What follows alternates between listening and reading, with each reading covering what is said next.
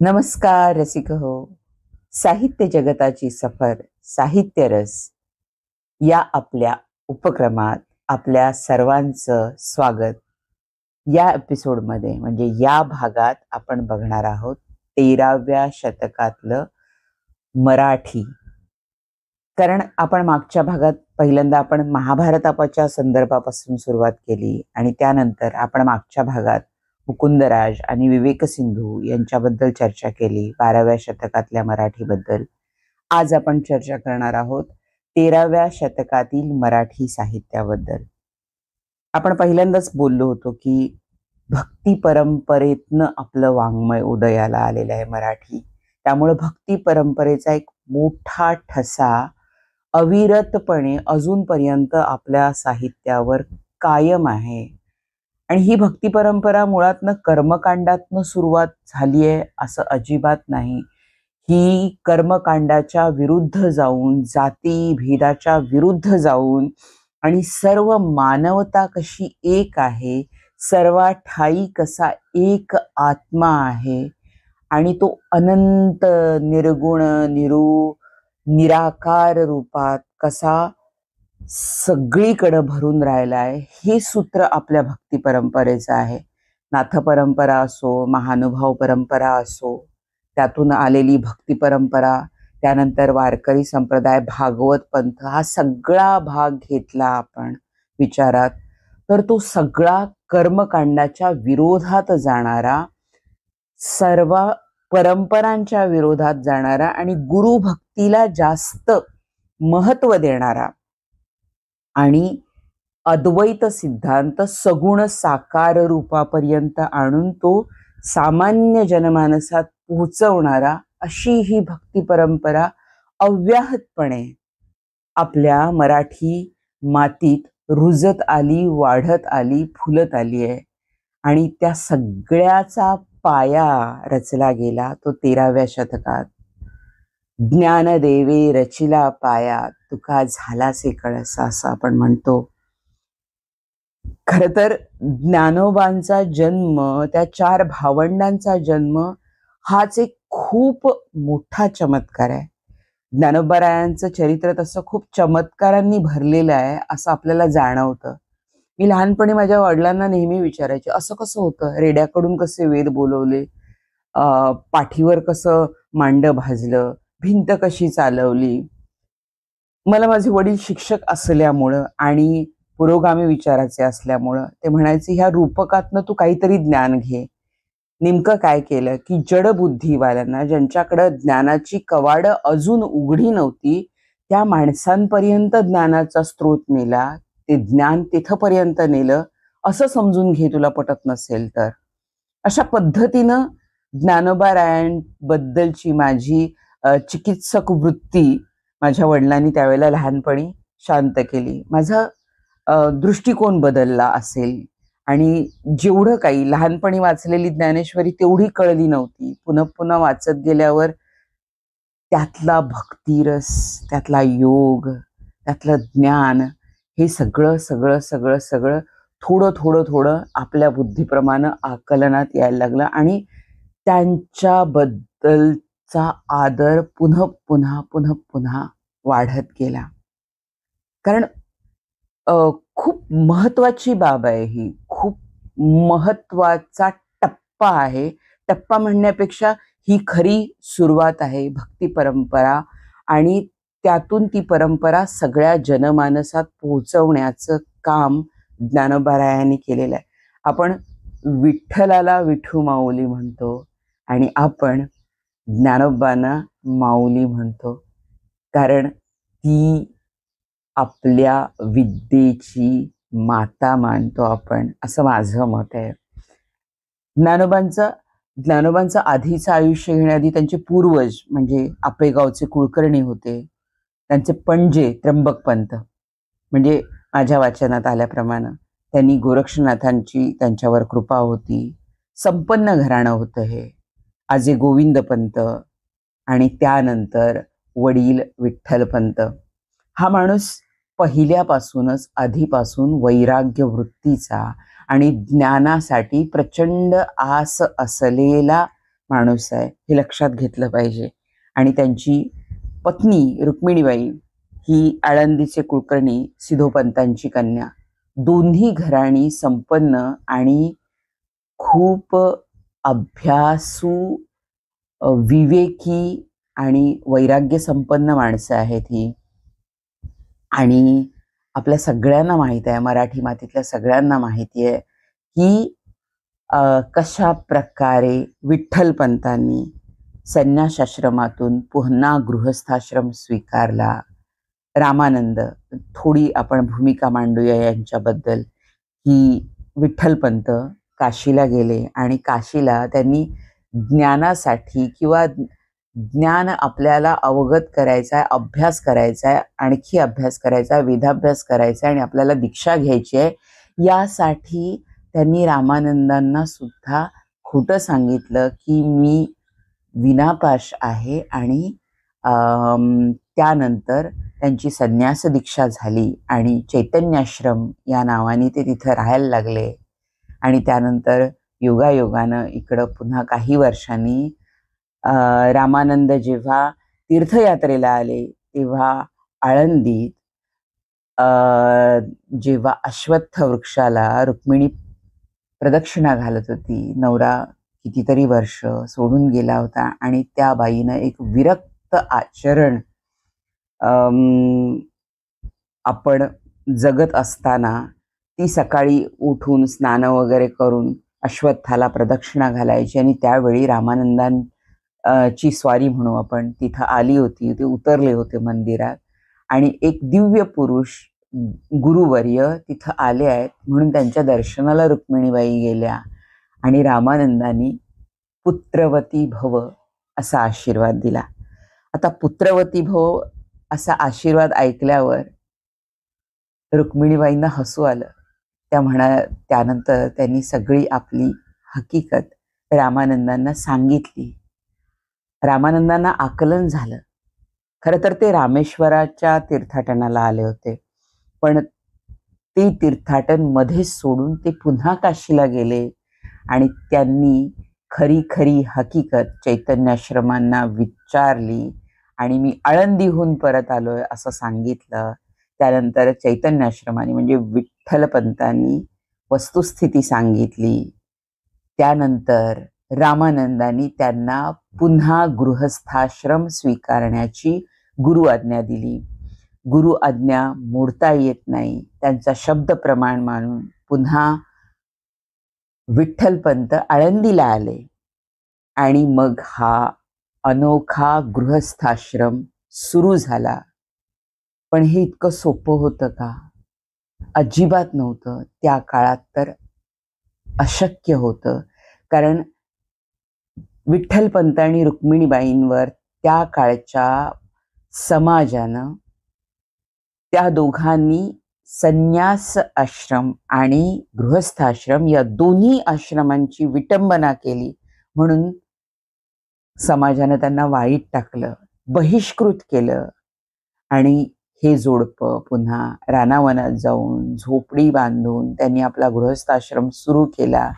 आणि त्यानंतर ही 4 रत्न जन्माला आलेली आहेत. ही 4 रत्न म्हणजे त्यांची प्रभा आपल्या साहित्यावर कायम कायम कायम फाकत राहिलेली आहे. निवृत्ती, ज्ञानदेव, सोपान, मुक्ताबाई.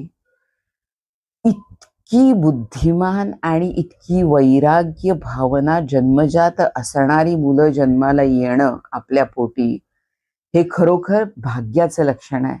पण ते भाग्य इतकं काटेरी वाटेतनं, इतक्या बहिष्कृत मार्गानं आणि इतक्या साऱ्या घटनांना, साऱ्या वाईट प्रसंगांना तोंड देत ही बालकं वाढलेली आहेत.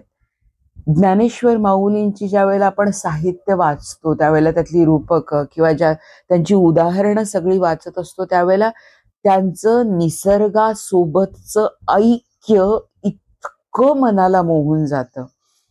खूप खूप त्यामुळे एक वेगळी भावना मनात निर्माण होते. तो गोडवा, तो भाषेचा लोभसपणा, ते अतिशय सरळपणे विषयाला जाऊन भिडणं आणि इतकी चपखल निसर्गातली उदाहरणं ऐकली की आपल्याला त्या इतक्या प्रगाढ ज्ञानाचं, त्या अद्वैत सिद्धांताचं सुद्धा इतक्या सोपेपणानं निरूपण करून सामान्य जनांसाठी ज्ञानोबारायांनी पोहोचवलंय, ते आपल्याला धन्य धन्य वाटत राहते ते वाचत राहताना. ज्ञानेश्वरांची आयुष्य तसं बघायला गेलं तर ती आयुष्याची दोरी, म्हणजे आयुष्य इतकं छोटं आयुष्य आणि इतकं मोठं कार्य, कधी कधी सामान्य माणसाला ते पटतही नाही. म्हणजे हरिपाठ लिहिणारे ज्ञानोबा तेच आहेत का, किंवा भावार्थ दीपिका अमृतानुभव ज्यांनी लिहिला ते ज्ञानोबा एकच आहे का, इथपर्यंत मतमतांतर होतात. कारण हरिपाठाची भाषा अर्वाचीन वाटते त्या मानाने. हरिपाठामध्ये विठ्ठल भक्ती सांगितलेली आहे, सगुण रूपाची भक्ती सांगितलेली आहे. आणि जी आपण ज्ञानेश्वरी आणि अमृतानुभव यांच्या लेखनामध्ये काय आहे तर गुरुभक्ती आहे. परंपरा योगाची, ज्ञानाची, भक्तीची परंपरा पण गुरु परंपरेतनं आलेली आहे. त्यामुळं हे दोन व्यक्ती एकच आहेत का इथपर्यंत वाद बळावला जातो. पण ज्ञानेश्वरांनी या दोन ग्रंथांच्या निर्मितीनंतर पंढरपुरात त्यांची नामदेवांसोबत भेट झालेली आहे आणि त्यानंतर त्या सगळ्या तीर्थाटनातून आणि त्या सगळ्या लोकमानसात मिसळल्यानंतर हरिपाठाची निर्मिती झालेली असणार आहे आणि त्यानंतर विठ्ठल भक्ती आलेली आहे. पण या सगळ्या छोट्या प्रवासात पण प्रचंड वेगवान प्रवासात ज्ञानोबांनी इतक्या उच्चतम साहित्याची निर्मिती केली आणि हे सगळं जनमानसासाठी अद्वैत सिद्धांत जनमानसासाठी मोकळा केला. आता एक आहे की ज्ञानेश्वरी भावार्थ दीपिका हे भगवद्गीतेचं पूर्ण निरूपण किंवा टीका म्हणू आपण, ते त्यांनी मराठीत आणलं आणि ते अतिशय मराठीबद्दल अतिशय कौतुक, अतिशय अभिमान असणाऱ्या भाषेत ते पदोपदी आपल्याला जाणवतं की त्या मराठीचा किती अभिमान आणि सार्थक अभिमान ज्ञानोबारायांना आहे.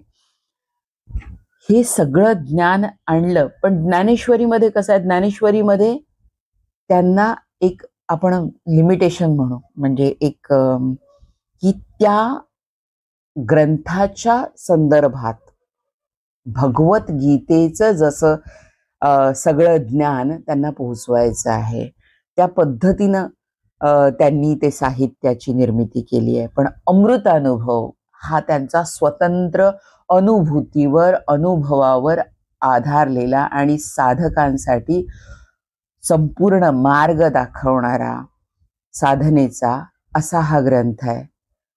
ज्यावेळी ज्ञानेश्वरी लिहून झाल्यानंतर त्यांनी निवृत्तीनाथांच्या कृपेनं आणि आशीर्वादानं पुन्हा हा सगळा ग्रंथ लिहिलेला आहे.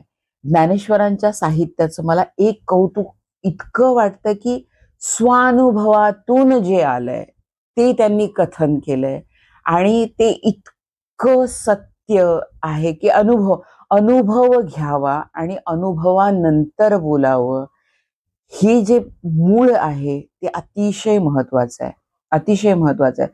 त्यात बोलबांडेपणा, बाष्कळपणा जे आपण अनुभवलंच नाही त्याबद्दल बोलत राहणं, वांझोटे शब्द वापरणं हे मुळात तिथं कधी बसतच नाही.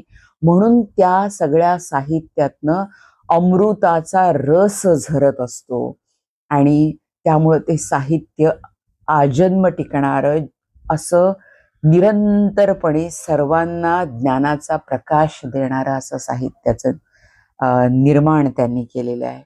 आणि संत ज्ञानेश्वरांचं ज्ञानेश्वरी, अमृतानुभव लेखन इतकं सुंदर, काव्यात्मक आणि भक्तिपूर्ण आहे. आणि भगवंताचं खरं स्वरूप काय आहे, जोपर्यंत जे हे सगळं संस्कृतात बंदिस्त होतं ते हळूहळू सामान्य जनमानसापर्यंत पोहोचण्यासाठी ज्ञानोबांनी हे सर्वांसाठी ज्ञानेश्वरीच्या रूपात खुलं केलेलं आहे. खरं तर 13वं शतक हा मराठीचा सुवर्ण काळ म्हटला पाहिजे, कारण मराठी साहित्याची निर्मिती झाली, राजभाषा होती ती मराठी. भक्ती परंपरा इतकी वेगानं पसरत होती आणि या सगळ्या वेळी नामदेव वगैरे ही सगळी समकालीन मंडळी त्यातून एक भक्ती परंपरेचा महावृक्ष त्यावेळेला फुलत होता असं आपण म्हणू. खरं तर अमृतानुभव याबद्दल बोलायला गेलं तर आत्मसाक्षात्काराचा अनुभव, दार्शनिक आध्यात्मिक लेखन म्हणू आपण त्याला खरं तर. आणि या सगळ्या अमृतानुभवामध्ये वेदांत, योग, भक्ती याचा इतका सुरेख संगम आपल्याला बघायला मिळतो. 18 अध्यायाचं हे लेखन आहे. आणि त्यातून त्यांनी ब्रह्म आणि आत्मा हे कसे एकच आहेत आणि अद्वैताचा सिद्धांत आणि आपण म्हणजे आत्मा आहोत, आत्मरूप आहोत. खरं तर ही निवृत्तीनाथांची शिकवत नाही, ही नाथ परंपरा आहे. ज्ञानेश्वरीमध्ये त्यांनी चातुर्वर्ण्य किंवा आश्रम व्यवस्था किंवा चातुर्वर्ण्याबद्दलचं सारण निरूपण आहे. पण अमृतानुभव हा अद्वैत सिद्धांत सांगतो आणि आत्मरूप आणि साधना मार्ग या सगळ्याचा मार्ग अमृतानुभव दाखवतो. खरं तर सामान्य माणसाला अद्वैत हे काय पचनी पडणारं नाही. निर्गुण, निराकार, परमेश्वर सगळ्या अणुरेणू सर्वत्र भरून राहिलेलं आहे आणि ते खरं ईश्वर रूप आहे आणि तेच ईश्वर रूप आपल्या ठायी वसतंय. ही सोपी गोष्ट नाही, कारण आपल्याला काहीतरी समोर पाहिजे असतं, त्याशिवाय आपण ती गोष्ट मान्य करत नाही. आपल्याला ते कानाला ऐकायला पाहिजे असतं, ते आपल्याला डोळ्यांना बघायला पाहिजे असतं, आपल्याला कुठल्याही गोष्टीचं एक सगुण रूप पाहिजे असतं, साकार रूप पाहिजे असतं आणि त्यानंतर त्याच्यावर विश्वास ठेवायला, त्याच्यावर श्रद्धा ठेवायला सामान्य माणूस तयार होत असतो. आणि हे सगुण रूप, हे साक्षात निर्गुणातून आलेलं सगुण साकार रूप विठ्ठलाच्या रूपात आपल्याला महाराष्ट्राला लाभलंय. आणि त्या विठुमाऊलीची विठ्ठलाला जाण्याची किंवा वारकरी परंपरा त्या आधीही होती. ते एक महत्वाचं, पंढरपूर हे महत्वाचं भक्ती केंद्र त्या आधीही होतं. आपण म्हणतो की युगे 28 विटेवर येऊवा, म्हणजे पुंडलिकापासून ही परंपरा चालू आलेली आहे. त्याचा काळ आपल्याला निश्चितपणे, म्हणजे माझ्या तरी वाचनाप्रमाणे मला सांगता येणार नाही आता की निश्चित कधीही सुरू झाली, पण ही परंपरा पुरातन आहे. आणि ही परंपरा आणि भक्ती मार्ग जोडून नाथ परंपरेतून पुन्हा वारकरी संप्रदाय, भक्ती परंपरेतून हा संप्रदाय उदयाला आला. आणि या संप्रदायाचं महात्म्य इतकं, म्हणजे सर्व समावेशक इतकं आहे. आपण सगळं हे पाठ्यपुस्तकातलं जे वाचलेलं आहे, जे अभ्यासलेलं आहे, ते मी अजूनपर्यंत बडबडले. पण मला खरोखर भक्ती परंपरा आणि वारकरी संप्रदायाची ताकद ही लहानपणी बघायला मिळाली. लहानपणापासून मी बघते, कारण माझ्या आजोळच्या घराचं नाव सुद्धा संत कृपा आहे, जिथं बरेच वारकरी संप्रदायातले कीर्तनकार, प्रवचनकार वास्तव्याला येतात, महिनाभर तिथं राहतात आणि आमच्या घरी ग्रंथ लावले जातात. ग्रंथांचं वाचन होतं, भागवत, ज्ञानेश्वरी, भक्तिविजय इत्यादी अनेक ग्रंथांचं. मी ते लहानपणी माझ्या आजोळी ऐकलेलं आहे आणि माझ्या आजोळच्याच घटना काही मला सांगायच्यात. या परंपरेत किती ताकद आहे, किती सर्वसमावेशकपणा आहे. खूप छोटं गाव आहे खरं तर राधानगरी तालुक्यातलं, पण इतका धार्मिक ऐक्य आणि इतका एकोपा मी इतरत्र कुठंही बघितला नाही. अत्यंत एकोप्यानं राहणारं छोटंसं गाव, पण तिथली परंपरा जर आपण बघितली, हा सगळा कृपाप्रसाद मी वारकरी संप्रदायाचा म्हणेन. माझ्या घरी दिंडी उतरायची, घरातून दिंडी निघताना गावातून आमच्या घरी थांबा असायचा. माझी आजी सगळं चहा फराळाचं करायची, त्यांना सगळ्यांना खाऊ पिऊ घालायची, ज्यांना काही गरजेचं असेल तर काही वस्तू द्यायची. हे सगळं मी खूप लहानपणी बघत आली आहे आणि ते कुठंतरी संस्कार मनात रुजलेले आहेत. तिथं आपल्याला पटणार नाही ही गोष्ट. अकबर साहेब म्हणून एक होते, मुस्लिम होते, पण ज्ञानेश्वरी चोख पाठ असणारा माणूस होता तो. अंघोळ केल्यावर ज्ञानेश्वरी वाचनानंतर ते चहा घ्यायचे. अकबर साहेब घरी यायचे, मामांच्या बैठकीवर बसून ज्ञानेश्वरी बद्दल गप्पा मारायचे. माझे मामा ज्ञानेश्वरीचं वाचन केल्याखेरीज तोंडात पाणीही घेत नाहीत. हा नित्यक्रम आहे खूप लहानपणापासूनचा. आणि आमच्या घरी सगळ्या जातीपातीची मंडळी येणं, बसणं, काम करणं, या सगळ्या गोष्टी. आणि कधीही जातीभेद वगैरे हा प्रकार कधीच आम्ही मानला नाही. त्यानंतर माझ्या इकडच्या घरात तर सगळीच पुरोगामी मंडळी आहेत, त्यामुळे तो भाग कधी आलाच नाही. पण हा एकोपा, हे सगळं एकत्रितपणे संघटितपणे राहणं, हे सगळं हे वारकरी संप्रदायातून कुठंतरी आलेलं आहे. महाराष्ट्रात भक्ती परंपरेतून आलेलं आहे. आणि मूळ म्हणजे संत परंपरेतनं ते, ही एक विद्रोही परंपरा म्हणू आपण खरं तर.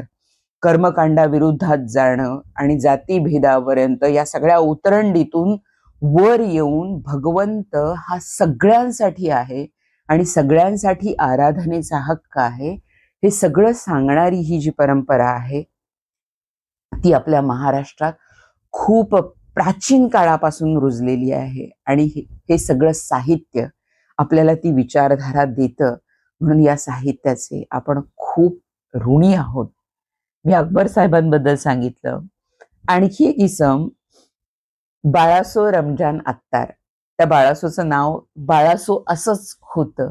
बाळासो रमजान अत्तार मुस्लिम माणूस, पण अभंग तो भजनात, भजन असायचं आजोळी माझ्या, त्या भजनात तबला उत्तम वाजवायचा आणि अभंग इतके सुंदर रसपूर्ण भक्ती रसानं ओथंबलेले की ते ऐकताना बाकीच्यांच्या डोळ्यात पाणी यावं इतकं ओथंबून भक्तिरसानं तो गायचा. त्या खरोखर न पटणाऱ्या गोष्टी अशा वाटू शकतात, पण हे मी लहानपणी खूप अनुभवलेलं आहे. आणि या सगळ्याचं श्रेय माझ्या माऊलीला, ज्ञानोबारायांना जातं.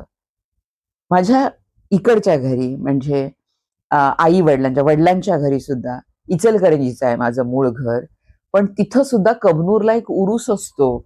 त्या उरसामध्ये सगळीकडं त्या गावात मांसाहार वर्ज असतो आणि सगळे लोक एकोप्यानं तो उरूस इतक्या मोठ्या पद्धतीनं साजरा करतात. ही मी जगलेली, अनुभवलेली, म्हणजे बघितलेली, अनुभवलेली उदाहरणं.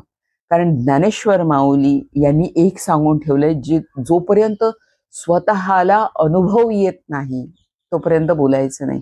आणि मी ही सगळी अनुभवलेली उदाहरणं आहेत लहानपणापासून, म्हणून हे सांगणं मला अगदी क्रमप्राप्त ठरलं. आम्ही इचलकरंजी जुन्या घरात राहत होतो, तिथं सुद्धा आमची कोजागिरी पौर्णिमा ही मनेर भाभींच्या दारात आटवलेल्या दुधानं साजरी होत होती. आणि हे सांगायला मला अतिशय अभिमान वाटतो.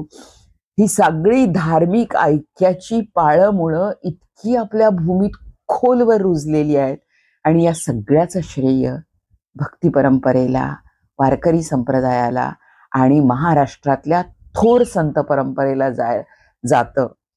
माझी एक सगळ्यांना नम्र विनंती आहे, कोणाला वाचनाची आवड असेल नसेल, आता सगळं इतकं इंटरनेटवर उपलब्ध आहे. खरं तर सगळ्यांनी कधी ना कधी, तुम्हाला जेव्हा कधी वेळ मिळेल, जेव्हा कधी, केवळ जिज्ञासा म्हणून नव्या पिढीनं, आपण जेन अल्फा वगैरे ही सगळी जनरेशन्स म्हणतो आपण, अल्फा जनरेशन्स वगैरे, ह्या सगळ्यांपर्यंत कुठंतरी हे सगळं संपन्न ज्ञान पोहोचवण्याची जबाबदारी कुठंतरी आपली आहे. हे लोक अशी वागतात, आत्ताची पोरं अशीच वागतात, यांना हे कळत नाही, त्यांना ते कळत नाही, हा दोष त्यांना देण्यापेक्षा आधी आपण त्यांच्यापर्यंत चांगलं काय पोहोचवण्यात आणि रुजवण्यात यशस्वी झालोय, खरंच आपण तो प्रयत्न करतो आहोत का, या बाबतीत लक्ष देणं आणि त्यानुसार कार्य करणं हे अत्यंत महत्वाचं आहे. कारण आत्ताची पिढी सुज्ञ आहे, आत्ताची पिढी प्रगल्भ आहे, आत्ताची पिढी जे नेक्स्ट जी आहे ती अतिशय बुद्धिमान आहे. आणि त्यांना जर हे सगळं आपण चांगलं देत गेलो तर त्या सगळ्यातून चांगल्यातनं अतिशय चांगलं काहीतरी पुन्हा निष्पन्न करण्याची ताकद या नवीन पिढीत आहे. तर या नवीन पिढीची ताकद आपण ओळखूया आणि आपल्याकडे ज्या असणाऱ्या परंपरा आहेत, आपल्याकडे जे असलेलं अगदी संपन्न असं साहित्य आहे ते नव्या पिढीपर्यंत पोहोचवण्याचा आपण प्रामाणिक प्रयत्न करूयात. मी ज्ञानोबा रायांना पुन्हा एकदा कोटी कोटी वंदन करते आणि त्यांचा आशीर्वाद घेऊन, त्यांची चरणधुली घेऊन आपण पुन्हा या प्रवासाला जोमानं सुरुवात करणार आहोत आणि पुन्हा या प्रवासाला ताकद देऊन पुढं तो प्रगल्भ आणि वाढवणारा करण्यासाठी आपल्या सगळ्यांची आणि आपल्या सगळ्यांच्या सहकार्याची खूप खूप खूप गरज आहे. आणि त्यासाठी आमच्या या साहित्य जगताची सफर by Archi Radha just for you या चॅनलला तुम्ही लाईक करा, शेअर करा, सबस्क्राईब करा. आम्ही आमच्या पंखात जे बळ आहे ते बळ वाढवण्याचा प्रयत्न करतोय आणि ते बळ तुमच्या सहकार्यानं वाढवणार आहोत आम्ही. आणि त्यासाठी आपण कृपया like, share and subscribe this channel. आणि पुढच्या आठवड्यात साहित्य जगताच्या सफरमध्ये मी पुन्हा नव्यानं आपल्या भेटींना येईल आणखी काही साहित्यावर बोलण्यासाठी. तर नक्कीच लाईक करा, शेअर करा, सबस्क्राईब करा. हे सगळ्यांपर्यंत पोहोचणं खूप महत्वाचं आहे. खूप जणांनी पोहोचवलेला आहे. आमचा हा एक प्रामाणिक प्रयत्न. त्या प्रयत्नाला आपण प्रामाणिक प्रतिसाद द्याल याची खात्री बाळगते. नमस्कार. Archi Radha just for you, साहित्य जगताची सफर, साहित्य रस या कार्यक्रमात आपल्याला पुन्हा एकदा मनापासून नमस्कार.